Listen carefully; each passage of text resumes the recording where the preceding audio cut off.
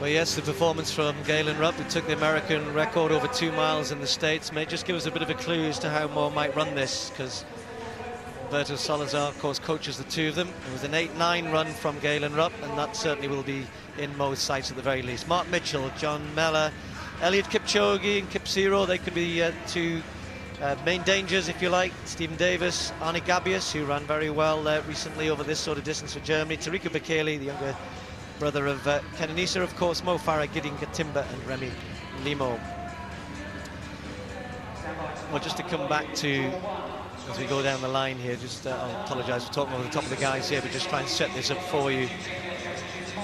This is 2 miles, 16 laps, and well, if you look at the world record, and there has been some talk of that, it is held, of course, by Kenyan Bekele, who broke it here in 2008, but we go back to Haile Gebrselassie, who broke it in 2003, and it took Bekele 2 attempts to break that record. So it shows you how good a record it is, 8:4.35.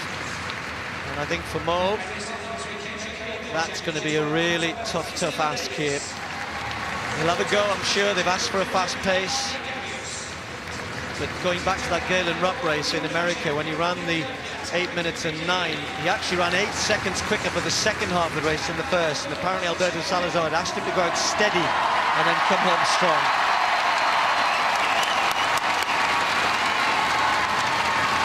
Huge roar for Mo Farah, and I suspect that going out at a pace which will enable him to finish strong might be something which Mo will be looking for here.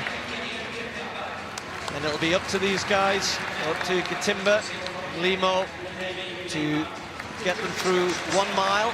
They're not far outside 4 minutes, probably 4:2, 4:3. That's hard running. So Mo Farah,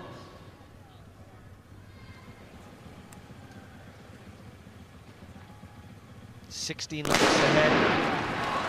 And the crowd will play their part as he said they did for him in Glasgow. He's only had one race since then, which was actually a mile race in which he was, well, inadvertently tripped by his teammate James Brewer over in America. Got up and still ran around 3:57, which shows he's in pretty good shape. You fall down and still get up and run 3:57 for the mile. But this is going to be tough here today, because no one else is going to help him, I don't think. I don't think Kipchoge will want to help. I don't think Bekele will want to help. And if Mo wants to get a fast time here, he's going to have to hope that the pacemakers don't go silly and that they run at a good pace that he can work off. Well, Mo Farah's got some quality athletes behind him, and that makes it even more difficult, because at the end of the day, we're all looking for Mo Farah to win this race. Secondly, we're looking for him to run a fast one. And thirdly, we'd like to see him break some kind of record. The European record set 39 years ago today and still held by Emil Puttermans of 8 minutes and 13.2 seconds. But I'm sure Mo is going to be able to blow that away today. He's capable of running more than 10 seconds faster than that. But he's got Kenyan Bekele's brother for company right behind him. Then he's got Eliud Kipchoge, the former world champion, behind him.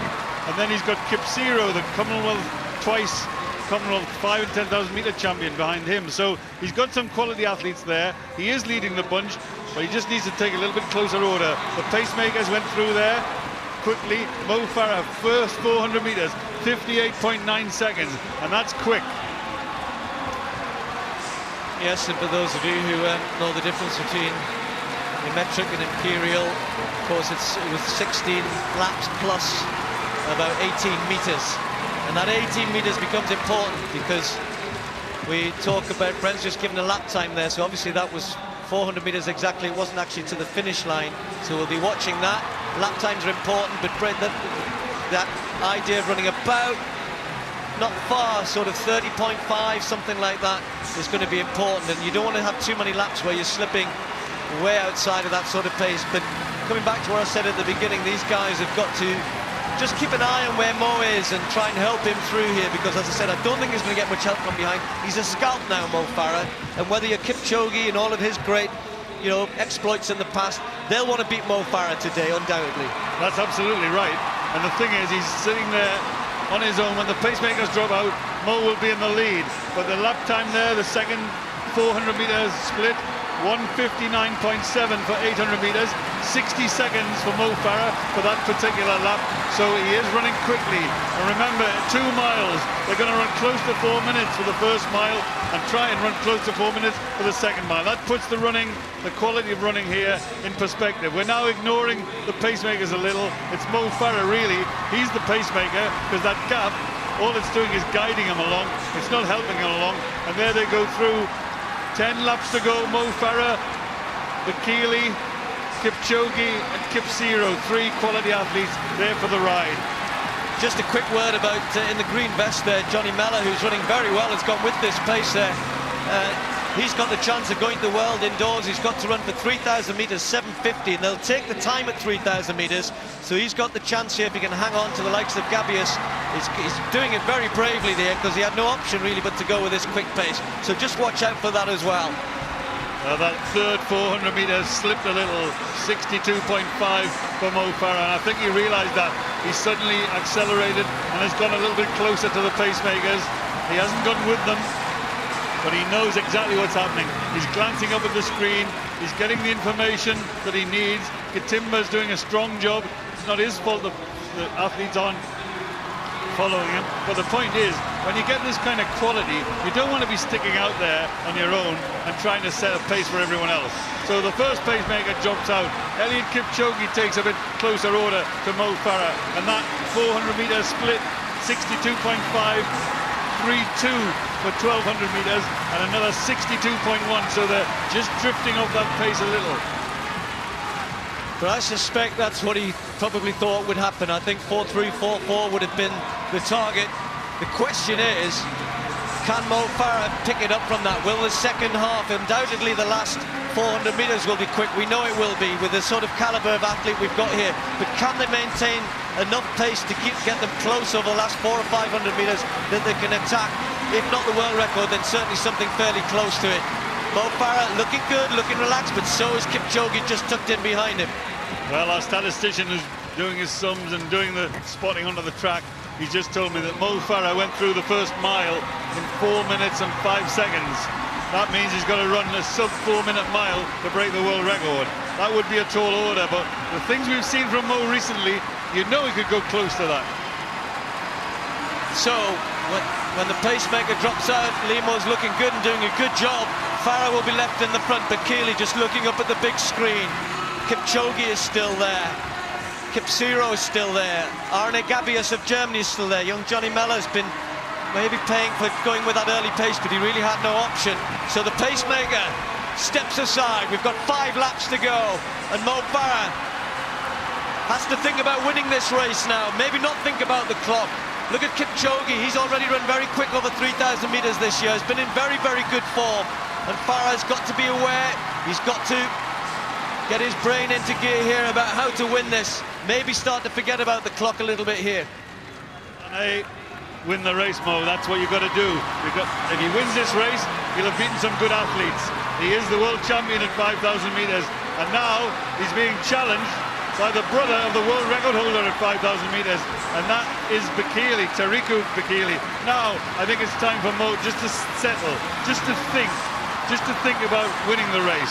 Mo's got a terrific sprint finish. The time will come. I think he's going to beat the European record on today's performance. I don't think they're going to get that world record, but the point is, he's got to win this race. He's come into this race with a huge background of performance. We know he's good shape. He's run a good 1,500 meters. Now he's being tested a little by Tariku Bekele. Well, Bekele knows he doesn't have the pace of Farah, Kipchoge or even Kipsiro, and that's why he's doing this. He just sensed that Farah was happy to just run at the front, and look at Mo just starting to rock a little bit here, but he's still close enough, and Bekele's really testing them here, putting his foot down, and there's just a little bit of daylight there, and if it gets any further, Mo Farah needs to be careful. Kipchoge doesn't know whether to go past him or not, just sensing that Mo Farah is just not closing that gap. So he moves into second place, and they've got less than 400 to go. Less than 400 meters remaining. A grimace by Mo Farah, a 60-second lap there by Tariku Bekele. Kipchoge, the double Commonwealth champion, comes into place, and Mo Farah struggling here. He's got a wall of athletes ahead of him. They're just over 200 metres to go. Mo looks a bit heavy today. He looks a bit tired. He's tried to run quick, and here he comes on the outside. Has he got the finish? Can he manage it from here? The bell sounds, 7:37, and here comes Mo Farah. The noise here is phenomenal. They're trying to cheer their man home, but he's got some work to do here. It was a big effort to move up, and Kipchoge responded. The former world champion, kicking hard and going away. Mo Farah with nothing left at this point. It's Eliud Kipchoge looking good at the moment. Farah's trying one last big effort, but it's not going to get him there.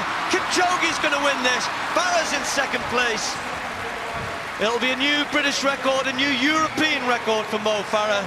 But, and it's a big but, it is only February, but he won't like getting beat by Eliud Kipchoge, that's for sure.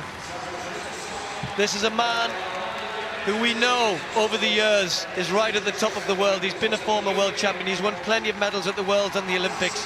He's a great athlete, but he's the sort of athlete that Mo Farah these days would want to beat. And he'll be a bit disappointed, certainly not to have won in front of a home crowd. Nothing wrong with the time, really. That's still a good run. But as we were saying, Brent, during the race, it's sometimes you've got to think, let's just win this. I think I said earlier on in the season, keeping an unbeaten record is quite important. And there he goes, Eliud Kipchoge, the former world 5,000 metre champion, the reigning 5,000 metre world champion Mo Farah under pressure here. Bekele, the brother of the world record holder, he's struggling too. And Mo Farah's making a really desperate effort here. He's kicking, he's burrowing, he's digging deep. But Eliud Kipchoge is a class athlete. Kipchoge is a double Commonwealth champion. So let's face it, winning this race would have been good enough. But there goes Mo Farah, battling as ever, always gives 100%. 4:5.6 for the first mile, 4:2.5 for the second mile by Mo Farah. That suggests things are in good place, but I tell you, winning the race is important. And if he'd concentrated on winning the race, he may have been able to win it. But he was running for a time. Sometimes that's dangerous. But Mo Farah, as always, gives 100%. And I would say February, Olympic year, Mo, you're on good schedule. Don't worry about it. Well, the esteemed Brendan Foster saying you're on great schedule here in February for what's to come later in the year. How do you assess how it went there today, Mo? I was a bit disappointed with the race. Just felt a bit heavy, and I see myself on the front. Fell alright, but last K, just happened to work hard. But you showed what incredible guts you've got. You didn't give up to the last, you never do. You chase them down hard. Yeah, definitely, you can't give up, and you've got to work hard. And thanks to the crowd and everybody supporting, great reception I got. Oh, it was just one of the best ever. You're aware now, you are the crowd's favourite. Yeah, no, definitely. I just appreciate everyone's help, and I just got to keep working hard. Keep it going, all the best. Cheers, Phil. It was a tough field to beat, and you know, for him to come second, the way he came second, I think he shouldn't be at all disappointed. And let's put it this way though, no athlete enjoys second place when you feel like you can win. And we got confirmation there of that result. Eliud Kipchoge running 8:07.39 for a personal best. Mo Farah there with the national record, but I think he'll be a bit disappointed.